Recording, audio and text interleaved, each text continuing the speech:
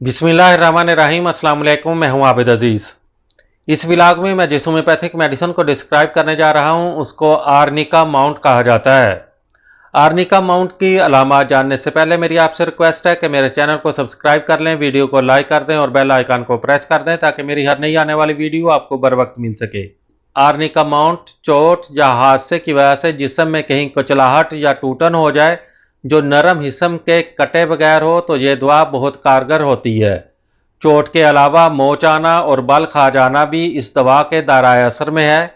अलावा अजी सख्ता दिमागी, तिब्बे मुहर्रका, मुसलसल बुखारों, खून के जहरीले हो जाने, खून में पीप मिल जाने, दिल के अवारज जो ज़्यादा मेहनत की वजह से हों, ज़ातुल जन, काली खांसी, दुराने सर, जोड़ों की तकालीफ, इस्तिस्काए सर और खसिया और अर्कुल निसा वगैरह में भी आर्निका माउंट मुस्तमल और मुफीद है।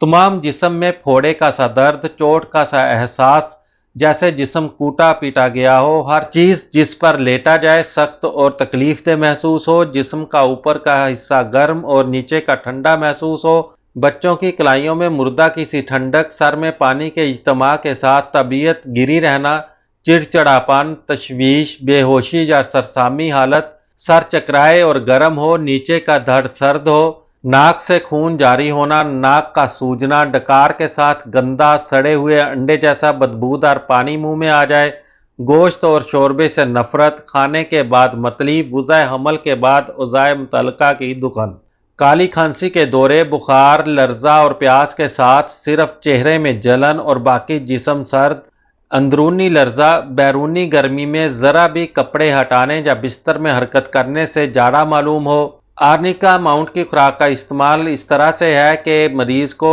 1 एक्सपोटेंसी से 30 एक्सपोटेंसी तक इस्तेमाल करवाएं। पुरानी चोटों के लिए 200 ताकत भी इस्तेमाल में लाई जा सकती है। उम्मीद करता हूं कि ये वीडियो आपको अच्छी लगी होगी। इसी के साथ ही नेक्स्ट वीडियो तक आबिद अजीज़ को इजाज़त दें। अल्लाह हाफिज़।